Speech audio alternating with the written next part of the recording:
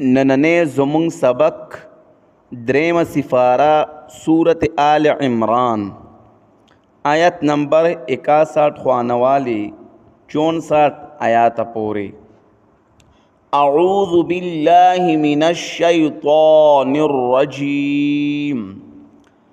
بسم اللہ الرحمن الرحیم سبحانك لا علم لنا إلا ما علمتنا إنك أنت العليم الحكيم فمن حاجك نسوک چی جگڑا کئی تاثرا فیہ پدے عبدیت عیسیٰ علیہ السلام کے من بعد پس دا آغنا ما جاءکا چراغ تاتا من العلم دا علمنا فقل تعالو نو آیا تعالو راشی ندعو ابناءنا راو بغوارو منزامن خپل و ابناءکم او تاسو خپل زامن و نساءنا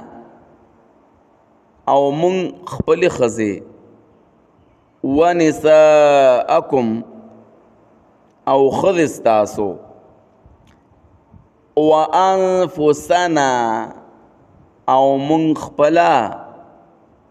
وانفسکم او تاسو خپلا ثم نبتهل بیا با عاجزیو کو اللہ تا فنجعل نو بگرزو منگا لعنت اللہ لعنت دا اللہ علی الکاذبین پدروغ جنو باندے ان هذا یقیناً دا بیان دا عیسیٰ علیہ السلام لہو القصص الحق خامخا بیان رختیا دے وما من الہ الا اللہ او نشت بل حاجت روا بغیر دا اللہ نا وَإِنَّ اللَّهَ او یقیناً اللہ لَهُوَ الْعَزِيزُ الْحَكِيمُ خامخا غالب حکمت والدے فَإِن تَوَلَّوْا نکواوڑی دل دی فَإِنَّ اللَّهَ پس یقیناً اللہ علیم بالمفسدین پوہ دے پسات کون کو باندے قل تورتا او آیا یا اہل الکتاب اے اہل کتابو تعالو راشی الى کلمت دا سے خبری تا سوائم بیننا چی برابر دا پمین زمونگا کے و بینکم او پمین ستاسو کے اللہ نعبد الا اللہ دا چی عبادت پا نکو من بغیر دا اللہ نا دا بلچا ولا نشرک به شیئا او نبحی صدار کو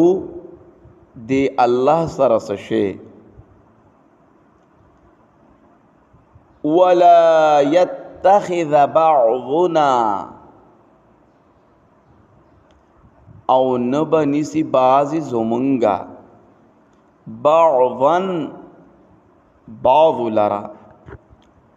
اربابا من دون اللہ